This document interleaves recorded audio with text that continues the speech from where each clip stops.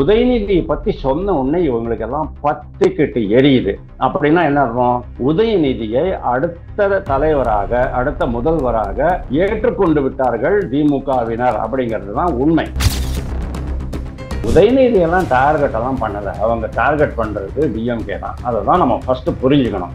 அதாவது ஒரு குடும்ப அரசியல் அப்படின்னு வரும்போது அவர் சொல்றாரு, அவ்வளவுதான். அதாவது உதயநிதியை பத்தி சொல்றாரு, ராகுல் காந்தியை பத்தி சொல்றாரே தவிர டிஎம்கே முக்து தமிழ்நாடு அப்படிங்கிற ஒரு சின்ன விஷயத்தை பண்ண முடியாதா? நான் சொல்றேன், 2026 எடப்பாடி பழனிசாமி மீண்டும் முதல்வர் ஆகிறார்.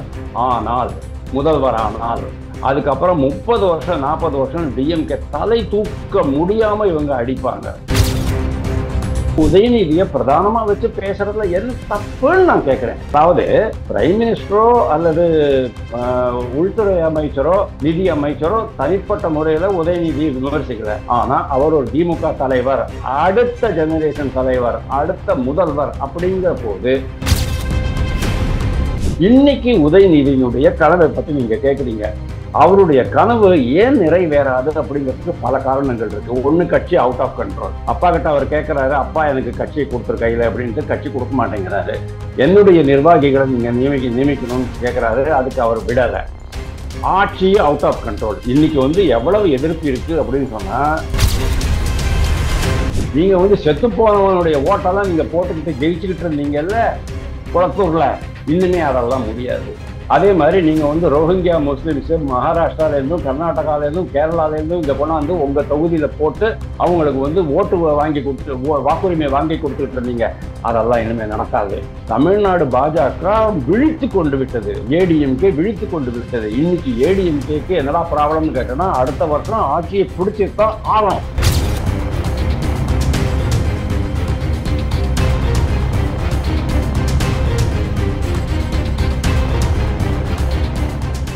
ரியல் ஒன் நேயர்களுக்கு வணக்கம். இன்று நம்மளுடைய நேர்காணலுக்கு அரசியல் விமர்சகரான திரு வாசுதேவன் அவர்கள் இணைஞ்சிருக்காங்க. சார் வணக்கம். வணக்கம். அமித்ஷா அவர்கள் நெல்லை விசிட். இப்ப எனக்கு என்ன தோணுது அப்படின்னா, அமித்ஷா அவர்களுடைய அந்த நெல்லை விசிட்ல ஓவராலா உதயநிதி பெரிய லெவலுக்கு குறிவைக்கப்பட்டிருக்காரு அப்படிங்கிற மாதிரி சில விஷயங்கள் தோணுது. ஏன்னா நயினார் வீட்டுல அமித்ஷாவுக்கு தேநீர் விருந்து ஏற்பாடு நடந்தது. அமித்ஷா அவர்கள் பேசும்போதும் அண்ணாமலை அவர்கள் பேசும்போதும் குறிப்பிட்டு உதயநிதி அவர்களை குறித்து தான் சில விஷயங்கள் கூறினாங்க. உதயநிதிய எப்படியாவது முதலமைச்சர் ஆக்கிரலாம் அப்படிங்கிற மாதிரியான ஒரு கனவுல தான் திமுக இருந்துகிட்டு இருக்கு. அதற்கு இடம் கொடுக்க கூடாது, முடியாது அப்படிங்கிற ஒரு விஷயத்த குறிப்பிட்டு அமித்ஷா அவர்கள் பேசியிருந்தாங்க. ராகுல் காந்தி குறித்தும் பேசியிருந்தாங்க. ஆனா நெல்லையில உதயநிதி அவர்களை குறித்து பேசினது ஒரு குறிப்பிடத்தக்க கூடிய ஒரு விஷயமா மாறி இருக்கு. எதனால மாறி இருக்கு அப்படின்னா, அமித்ஷா அவர்கள் பேசிட்டு போன சில மணி நேரங்கள் பிறகு எம்பி ராசா கிட்ட இருந்து சில விஷயங்கள் வந்திருந்தது. நேற்று வெள்ளிக்கிழமை அமாவாசை, இன்னும் 100 அமாவாசை ஆண்டாலும் தமிழகத்துல பாஜக இடம் பிடிக்க முடியாது, ஆட்சி பிடிக்க முடியாது அப்படிங்கிற ஒரு விஷயத்த சொல்லியிருந்தாரு. மினிஸ்டர் KN நேரு என்ன பேசியிருந்தார் அப்படின்னா, எங்களை உங்களால எதுவுமே செய்ய முடியாது அப்படிங்கிற ஒரு விஷயத்த பேசியிருந்தாங்க. இது எல்லாமே நல்லாவே தெரியுது. உதயநிதி அவர்களை கார்னர் பண்ற மாதிரி பேசினதனுடைய விளைவாக இவங்க, அதாவது எம்பியா இருக்கட்டும் மினிஸ்டரா இருக்கட்டும், 2 பேரும் பேசியிருக்காங்க அப்படிங்கிற ஒரு விஷயம் நீங்க எப்படி பாக்குறீங்க? 2-3 விஷயங்கள் பேச வேண்டி இருக்குதுல்ல. ராஜா பேசினதோ, நேரு பேசினதோ, அல்லது அமாவாசை 30 அமாவாசை 50 அமாவாசை இதெல்லாம் நம்ம விட்டுடுங்க, தேவையே கிடையாது. ஏன்னா பாஜக ஆட்சி பிடிக்கும் அப்படிங்கிறது எல்லாருக்குமே தெரியும். ஏன்னா இன்னைக்கு இந்த ட்ரிப் அவங்க ரொம்ப குறியா இருக்கிறாங்க. 2026 கிடையாது, 2031 36 என்னைக்கோ ஒரு நாளைக்கு ஆட்சிக்கு வரும், சந்தேகமே கிடையாது. ஒரிசால அவங்க ஆட்சி பிடிப்பாங்கன்னு சொல்லிட்டு யாருமே எதிர்பார்க்கல. இந்த முறை டெல்லியில இப்ப திருப்பியும் ஆட்சியை பிடிப்பாங்க 30 வருஷத்துக்கு அப்புறம், 29 வருஷத்துக்கு அப்புறம், அது யாருமே எதிர்பார்க்கல. அதே மாதிரி இதுவும் நடக்கும் அப்படிங்கிறது தான் உண்மை. ஆனா ஒரு நல்ல விஷயம் நான் பாக்குறேன், உதயநிதியை பத்தி சொன்ன உடனே இவங்களுக்கு எல்லாம் பத்திக்கிட்டு எரியுது. அப்படின்னா என்ன அர்த்தம்? உதயநிதியை அடுத்த தலைவராக, அடுத்த முதல்வராக ஏற்றுக்கொண்டு விட்டார்கள் திமுகவினர் அப்படிங்கிறது தான் உண்மை. அதனால அடுத்தது யார் அப்படிங்கிற அந்த சர்ச்சை டிஎம்கே பொறுத்த வரைக்கும் இப்ப க்ளோஸ் ஆயிடுச்சு அப்படிங்கிறது உறுதிப்படுகிறது. ஏன்னா ஏ ராஜா கூட ஒரு ஒரு சமயத்துல ஒரு கருத்து கூறுவாரு. கே.என். நேரு கருத்து கூறவே மாட்டாரு. ஆனா அவரே இந்த ட்ரிப்பு கருத்து கூறியிருக்கிறார் அப்படின்னு சொன்னேன்னா நான் அது உறுதிப்பட்ட மாதிரி தான். அதாவது அடுத்தது துணை முதல்வர் முதல்வர் ஆகிறார் அப்படிங்கிறது தான் உறுதியாகுது. ரைட்டு. மூணாவது விஷயம் நான் என்ன சொல்ல வந்தேன், என்னமோ சமூக வலைதளங்கள்லாம் ஒரே அடியா அமித்ஷாவை வந்து குறை சொல்லிக்கிட்டு இருக்கிறாங்க. என்ன சாணக்கியரே, நீங்க வந்து ஒரு எனது ஒத்தை செங்கலை தூக்கிக்கிட்டு 40 பாராளுமன்ற தொகுதிகளையும் வெற்றி பெற்ற ஒரு சின்ன பையன் உதயநிதி உடன் நீங்க மோதுறீங்களே அப்படிங்கிற மாதிரி எல்லாம் அதாவது உதயநிதியோட மோதுவது அமித்ஷாவினுடைய தகுதிக்கும் பெருமைக்கும் செல்வாக்குக்கும் குறைவு அப்படிங்கிற மாதிரி எல்லாம் சில பேர் போட்டிருக்கிறாங்க. உதயநிதி எல்லாம் டார்கெட் எல்லாம் பண்ணல. அவங்க டார்கெட் பண்றது டிஎம்கே தான். அதை தான் நம்ம ஃபர்ஸ்ட் புரிஞ்சுக்கணும். அதாவது ஒரு குடும்ப அரசியல் அப்படின்னு வரும்போது அவர் சொல்றாரு, அவ்வளவுதான். அதாவது உதயநிதியை பத்தி சொல்றாரு, ராகுல் காந்தியை பத்தி சொல்றாரே தவிர, ஏன்னா அது உதயநிதி ஒரு துணை முதல்வர், உதயநிதி தான் அடுத்த முதல்வர் அப்படிங்கிறது எல்லாருக்குமே தெரியும். அப்படிங்கும் போது அவருடைய பெயரை குறிப்பிடுறது தப்பு கிடையாது. ஆனா அவர் அமித்ஷாவினுடைய மைண்ட்ல உதயநிதி வந்து ஒரு சின்ன சமாச்சாரம் தான். டிஎம்கே பெரிய சமாச்சாரம். டிஎம்கே எப்படி வீழ்த்துவது அப்படிங்கிறது தான் பெரிய சமாச்சாரமா இருக்கு. அதனால இந்த முறை அமித்ஷா பேசின கருத்துக்கள்ல இருந்து சில விஷயங்கள் நம்மளுக்கு புரியும். அதாவது மிகவும் தெள்ள தெளிவாக எந்த கன்ஃபியூஷன் குழப்பம் இல்லாமல் அவர் காய் நகர்த்துகிறார், அடிமேல் அடி எடுத்து வைக்கிறார் அப்படிங்கிறத நாம பார்க்க முடியாது. இந்த ட்ரிப்பு பாருங்க, 7,980 பூத்து அந்த பகுதியில 5 மாவட்டங்கள்ல 25,000 பேர் வந்திருக்கிறாங்க. முந்தா நாள் என்னாச்சு, விஜயனுடைய மாநாடு நடக்குது. 2வது மாநாடு தமிழ்நாடு மாநாடு, அது மொத்த தமிழ்நாடு. அதுல வந்து 1,50,000 2,00,000 சில பேர் 50,000 சொல்றாங்க. பெரிய மாநாடா தான் இருந்துச்சு. ஒரு பாஜகவுக்கு தெற்கு பகுதியில 5 மாவட்டங்களை சேர்ந்த நிர்வாகிகள் 25,000 பேர் வந்திருக்கிறாங்கன்னு சொன்னா டிஎம்கேக்கு பயம் ஏற்படுமா ஏற்படாதா? ராஜாவுக்கும் கே.என்.நேருவுக்கும் பயம் வருமா வராதா அப்படிங்கிறதுதான் கேள்வி. அதை பார்த்து தான் அவங்க பயன்பட்டாங்க. ஏன்னா இதுக்கு முன்னால மதுரையிலையும் அதே மாதிரி கிட்டத்தட்ட பெரிய கூட்டம் வந்துச்சு. இப்போ அதே மாதிரி ஆச்சு. இன்னும் 6 மீட்டிங் இருக்குது. அதாவது 7 மீட்டிங் நடத்த போறாங்க 7 பகுதிகளில். ஒரு மீட்டிங்லையும் நீங்க பாருங்க, அந்தந்த பகுதிகளில் 25,000 30,000 பேர் வந்து சேரும்போது ஆட்டோமேட்டிக்லி இவங்களுக்கு கொஞ்சம் பயம் ஏற்படுவது அப்படிங்கிறது ஒரு இயற்கை தான். ஸோ இன்னைக்கு பாஜக இந்த அளவுக்கு வளர்ந்திருக்கும் போது திருப்பி திருப்பி அவங்க அதையே தான் சொல்லுவாங்க. எந்த காலத்திலும் எவ்வளவு அமாவாசைகள் ஆனாலும், நேற்றுக்கு அமாவாசைங்கிறதுனால அவர் சொல்றாரு, எவ்வளவு அமாவாசைகள் ஆனாலும் பாஜக கால் ஊன்ற முடியாது அப்படிம்பாங்க. நான் என்ன சொல்றேன் தெரியுமா? அதுக்கு திருப்பி போடுறேன் உங்களுக்கு. காங்கிரஸ் முக்து பாரத் அப்படின்னுட்டு பிரைம் மினிஸ்டர் சொன்னாரு 2013 பிரதமர் மந்திரி வேட்பாளர் நரேந்திர மோடி சொன்னாரு. யாருமே நம்பல. காங்கிரஸ் எப்படி இல்லாம பண்ண முடியும் அப்படின்ட்டு நாமெல்லாம் யோசிச்சுக்கிட்டு இருந்தோம். என்னாச்சு? 52 இடங்கள்ல அவங்க ஜெயிச்சாங்க 2014. 2019 நம்ம முதல்வர் என்ன பண்ணாரு? ராகுல் காந்தி தான் அடுத்த பிரதமர் வேட்பாளர் அப்படின்னு முந்திரி கொட்டை மாதிரி போயிட்டு சொல்லிவிட்டாரு. அப்புறமா வந்து முகத்துல கறி பூசிக்கிட்டாரு. அது வேற விஷயம். அந்த தேர்தலில் 2019 ராகுல் காந்தி காங்கிரஸ் வெற்றி பெற்ற இடங்கள் 44. 52லேருந்து 8 இடங்கள் கம்மியாயிட்டு 44க்கு வந்துருச்சு.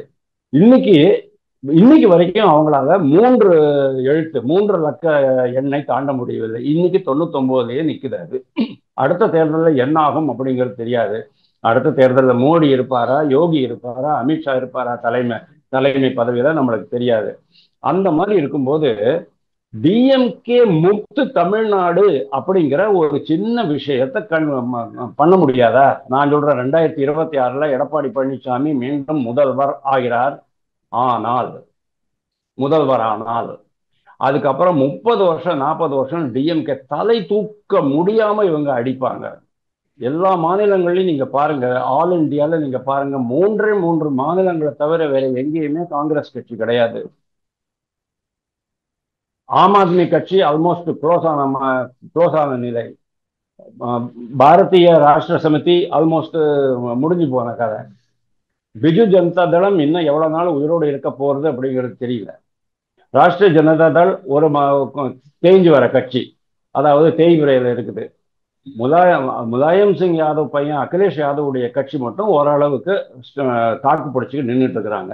அதனால தமிழகத்தை பொறுத்த வரைக்கும் திமுக முக்து தமிழகம் அப்படின்ட்டு ஒரு நிலையை கொண்டு வர போறாங்க. அதுக்கான எல்லா வேலைகளையும் அவங்க நடத்திக்கிட்டு இருக்கிறாங்க. உதயநிதியினுடைய உதயநிதியை முதல்வர் ஸ்பெசிபிக்கா கனவு. உதயநிதியுடைய முதல்வர் கனவு நாம ஒன்றும் பண்ண முடியாது. அவருக்கு இப்போ ஏற்கனவே ஏகப்பட்ட பிரச்சனைகள் இருக்கு. எப்பவுமே நீங்க ஒண்ணு பாருங்க, ஒரு அடுத்த தலைவர் எப்போ வருவாங்கன்னு சொன்னா, ஒரு தலைவர் வீக் ஆகும்போது, அதாவது பலவீனப்படும் போது, அவரால் முடியல அப்படிங்கும்போது நீங்க கரெக்டா அது பார்த்துட்டே வரலாம். மாயாவதி அவருடைய அக்கா அண்ணன் பையனை நியமிச்சாங்க. மம்தா பானர்ஜி அண்ணன் பையனை நியமிச்சாங்க. முலாயம் சிங் யாதவ் பையனை நியமிச்சாரு. பையன் நியமிக்கலைனாலும் அடையாளம் காமிச்சிட்டாரு. அதே மாதிரிதான் இப்போ ஸ்டாலினும் அடையாளம் காமிக்கிறாரு. ஆனா அந்த அளவுக்கு ஸ்டாலினுக்கு தைரியம் இருக்கல அவங்க அப்பா மேல இது காமிக்கிறதுக்கு. அதாவது அப்பாவை உட்காந்து வச்சு கட்சியை புடுங்கிறதுக்கான அந்த முயற்சியை அவர் ஸ்டாலின் எடுக்கல. ரொம்ப பாராட்டப்பட வேண்டிய விஷயம்தான். நீங்க எந்த கட்சியும் நீங்க வேணா பாருங்க, மாயாவதி, முலாயம் சிங், லல்லு பிரசாத் யாதவ், மம்தா பானர்ஜி, சந்திரபாபு நாயுடு, சந்திரசேகர், உத்தவ் தாக்கரே என்ன பண்ணாரு, ஆதித்ய தாக்கரே உள்ள கொண்டாந்துட்டாரு. அகாலிதள், இவங்க எல்லாருமே குடும்ப கட்சிகளாக இருக்கும்போது அந்த குடும்பத்திலேயே உள்ள வந்துடுறாங்க அப்படிங்கிறது உண்மை. இதுக்கு விதி விலக்காக இருக்கிறது யாரு? ஆம் ஆத்மி கட்சி. ஆம் ஆத்மி கட்சியில கூட அவர் என்ன பண்ணாரு, நான் ஜெயிலுக்கு போயிட்டேன் அப்படிங்கிறதுனால அவருடைய மனைவியை திருப்பியும் நிறுத்த போனாரு, முயற்சி பண்ணாரு. ஆனா கட்சிக்காரர்கள் சொல்லிட்டாங்க, மனைவியை நிறுத்தாதீங்க, ஏற்கனவே நரேந்திர மோடி அமித்ஷாவும் குடும்ப கட்சின்னு எல்லாரையும் கழுவி ஊத்திக்கிட்டு இருக்கிறாங்க, அதே இது கரை நம்ம மேலேயே படிஞ்சிடும், அதனால அதை பண்ண வேண்டாம் சொன்னதுக்கு அப்புறமா அவர் என்ன பண்ணாரு, இவங்களை அந்த ஒரு லேடிய நியமிச்சாங்க, சீஃப் மினிஸ்டரா நியமிச்சாங்க. ஆம் ஆத்மி கட்சி, கம்யூனிஸ்ட் கட்சி, பாஜக, இவங்களை விட்டா, இந்த 3 கட்சிகளை விட்டா தமிழ்நாட்டில் பாக்கி எல்லாருமே ஒரு குடும்ப கட்சி தான். சரி, இப்போ நான் உதயநிதிக்கு வரேன். இப்போ தமிழ்நாட்டில் அந்த இது செட்டில் ஆயிட்டு இருக்கு. அதாவது இந்த அடுத்த தலைமுறை யார் அப்படிங்கிறது செட்டில் ஆயிடுச்சு. அப்படி இருக்கும்போது உதயநிதியை பிரதானமா வச்சு பேசுறதுல என்ன தப்புன்னு நான் கேட்கிறேன். அதாவது பிரைம் மினிஸ்டரோ அல்லது உள்துறை அமைச்சரோ நிதி அமைச்சரோ தனிப்பட்ட முறையில உதயநிதியை விமர்சிக்கல. ஆனா அவர் ஒரு திமுக தலைவர், அடுத்த ஜெனரேஷன் தலைவர், அடுத்த முதல்வர் அப்படிங்கிற போது அவரை விமர்சிக்க வேண்டிய ஒரு அவசியம் ஏற்படுகிறது. இன்னைக்கு உதயநிதியினுடைய கனவை பத்தி நீங்க கேட்குறீங்க. அவருடைய கனவு ஏன் நிறைவேறாது அப்படிங்கிறதுக்கு பல காரணங்கள் இருக்கு. ஒண்ணு, கட்சி அவுட் ஆஃப் கண்ட்ரோல். அப்பா கிட்ட அவர் கேட்கிறாரு, அப்பா எனக்கு கட்சியை கொடுத்துரு கையில அப்படின்ட்டு, கட்சி கொடுக்க மாட்டேங்கிறாரு. என்னுடைய நிர்வாகிகளை நீங்க நியமிக்கணும்னு கேட்கிறாரு, அதுக்கு அவர் விடல. ஆட்சி அவுட் ஆஃப் கண்ட்ரோல். இன்னைக்கு எவ்வளவு எதிர்ப்பு இருக்கு அப்படின்னு சொன்னா, ரோட்ல டிஎம்கே காரன் நடமாட முடியாத அளவுக்கு ஒரு எதிர்ப்பு ஏற்பட்டிருக்கு. அவங்களால அந்த தமிழகம் ஓரணியில் தமிழகம் பண்ண முடியல, உடன்பிறப்பே வா திட்டம் பண்ண முடியல, இது மாதிரி பல்வேறு ப்ராப்ளம்ஸ் இருக்கு. உட்கட்சி பூசல் ஏகப்பட்டது இருக்கு. இளைய தலைமுறையினர் ஆல்ரெடி உள்ள வந்துட்டாங்க. இப்போ டிஆர் பாலு பையன் உள்ள இருக்கிறாரு, அன்பில் மகேஷ், இவருடைய பையன் மகேஷ் பொய்யாமொழி இருக்கிறாரு, கதிர் ஆனந்த் இருக்கிறாரு, மாதிரி நிறைய பேர் இருக்காங்க. ஆனா இவங்க எல்லாருமே தன்னுடைய அந்த தலைமையை ஏத்துக்குவாங்களா அப்படின்னு கேட்டேன்னா ஏத்துக்க மாட்டாங்க அப்படிங்கிறத நான் சொன்னேன். 6 மாசம் முன்னாலே சொன்னேன், நான் இன்னைக்கு அதையே சொல்றேன். ஏன்னா இந்த மாதிரியான இளைய தலைவர்களுக்கு அன்பில் மகேஷ் பொய்யாமொழி வேணா உதயநிதி கூட இருக்கலாம், ஆனா மற்றவர்களுக்கு அவரை விட பயங்கரமான ஆம்பிஷன்ஸ் இருக்கும். உதயநிதியை விட நான் கேப்பபிள், அவரை விட எனக்கு திறமை அதிகம் இருக்கு, நான் ஏன் கட்சி தலைமையை ஏற்றுக்க கூடாது, நான் ஏன் முதல்வராக கூடாதுங்கிற மாதிரியான விருப்பங்கள்லாம் அவங்களுக்கெல்லாம் இருக்கும். இன்னொன்னு முக்கியமா நீங்க பாருங்க, ஏடிஎம்கே டிஎம்கே ஏடிஎம்கே பிஜேபி கூட்டணி வந்த பிறகுதான் இவங்களுக்கு பிரச்சனையே ஆரம்பமாகிறது. அதாவது உதயநிதியினுடைய ப்ரமோஷன், முதல்வராக ப்ரமோஷன் ரொம்ப ஸ்மூத்தா நடக்குமா அப்படிங்கிறது ஒரு மிகப்பெரிய கேள்விக்குறி. அதனால தானே நாங்க பிராமண பெண்களெல்லாம் கூட்டிட்டு சுமங்கலி பூஜைகள்லாம் நடத்துறோம், கன்னியா பூஜை நடத்துறோம், அப்புறமா கோவிலா போயிட்டு தொழுதுட்டு வரோம், விசேஷ பூஜை அபிஷேகங்கள்லாம் பண்ணிக்கிட்டு வரோம். ஒரு பக்கம் சனாதனத்தை ஒழிக்கிறோம் அப்படின்னு சொல்லிக்கிட்டு, இந்த பக்கம் சனாதனத்தை வளர்க்கறதுக்கான எல்லா முயற்சிகளையும் நடவடிக்கைகளையும் கவர்மெண்ட் பண்ணிக்கிட்டு இருக்குது. முதல்வரே சொன்னாரு, என்ன சொன்னாரு, அவரை துணை முதல்வராக போடுறதுக்கு முன்னால வலுத்திருச்சு, பழுக்கலை அப்படின்னு சொன்னாரு. இன்னைக்கும் கூட நான் சொல்றேன், வலுத்திருச்சு சொன்னா அவருக்கு வயசாயிடுச்சு. நீங்க அடல்ட் தானே, 21 வயசுக்கு மேலன்னா நீங்க அடல்ட் தானே. அவருக்கு 50 வயசு ஆகிக்கிட்டு இருக்கு. ஆனா இன்னைக்கு கூட அவர் பழுக்கலை அப்படிங்கிறதுல எந்த சந்தேகமும் கிடையாது. இன்னொரு உதயநிதிக்கு இன்னொரு மிகப்பெரிய சவாலாக இருக்க போகிறது என்ன அப்படின்னா, பாஜகவின் எழுச்சி. பாஜகவின் எழுச்சி எப்படி இருக்கு அப்படின்னா, நான் சொன்னேன் முதல்ல 7,980 பூத்துகள்ல 25,000 பேர் நேற்றுக்கு வந்திருக்கிறாங்க அமித்ஷா மீட்டிங்ல. அப்படிங்கும் போது அவ்வளவு பேரும் பூத் கமிட்டியில இருப்பாங்க, பூத் மேனேஜ்மெண்ட் பண்ணுவாங்க. பாஜகவும் அதிமுகவும் பூத் கமிட்டியை பூத்களை கரெக்டா மேனேஜ் பண்ணினாங்கன்னு சொன்னா டிஎம்கே முந்தி மாதிரி தில்லு முள்ளு பண்ண முடியாது. ஓகே. இது முக்கியமான விஷயம். அடுத்தது ஒரே ஒரு விஷயம் சொல்லிட்டு நான் முடிச்சுக்கிறேன். எஸ்ஐஆர், ஸ்பெஷல் இன்டென்சிவ் ரிவிஷன் தமிழ்நாட்டுக்கு வருது. போன தேர்தல்ல 30 லட்சம் வாக்காளர்கள் தான் வெளி மாநிலங்கள்ல இருந்தாங்க. இந்த ட்ரிப் 65 லட்சம் வாக்காளர்கள் வரப்போறாங்க. அவங்க எல்லாருமே வந்து டிஎம்கேக்கு தான், பாஜகவுக்கு தான் போடுவாங்க, ஏடிஎம்கேக்கு தான் போடுவாங்கங்கிறதுல கொஞ்சம் சிதறும். ஓகே. ஆனால் இந்த ட்ரிப்பு ஸ்பெஷல் இன்டென்ஷன் ரிவிஷன் வரும்பொழுது தமிழ்நாட்டு வாக்காளர் பட்டியலில் இருந்து எவ்வளவு பேர் நீக்கப்படுவார்கள் அப்படிங்கிறது இது ஒரு மிகப்பெரிய கேள்வி. நீங்க வந்து செத்து போனவனுடைய ஓட்டெல்லாம் நீங்க போட்டுக்கிட்டு ஜெயிச்சுக்கிட்டு இருந்தீங்கல்ல குளத்தூர்ல, இன்னுமே அதெல்லாம் முடியாது. அதே மாதிரி நீங்க வந்து ரோஹிங்கியா முஸ்லிம்ஸ் மகாராஷ்டிரால இருந்தும் கர்நாடகால இருந்தும் கேரளால இருந்தும் இங்க கொண்டாந்து உங்க தொகுதியில போட்டு அவங்களுக்கு வந்து ஓட்டு வாங்கி கொடுத்து வாக்குரிமை வாங்கி கொடுத்துக்கிட்டு இருந்தீங்க. அதெல்லாம் இனிமே நடக்காது. தமிழ்நாடு பாஜக விழித்து கொண்டு விட்டது, ஏடிஎம்கே விழித்து கொண்டு விட்டது. இன்னைக்கு ஏடிஎம்கேக்கு என்னடா ப்ராப்ளம்னு கேட்டோம்னா, அடுத்த வருஷம் ஆட்சியை பிடிச்சித்தான் ஆகணும். அவர் ஆட்சியை பிடிக்கலன்னு சொன்னா எடப்பாடி பழனிசாமி அடுத்த தேர்தலில் பண்ண முடியுமா முடியாதாங்கிறதே பெரிய கேள்வி. இதெல்லாமே வந்து உதயநிதிக்கு மிகப்பெரிய சவால்களாக மாறப்போகின்றன.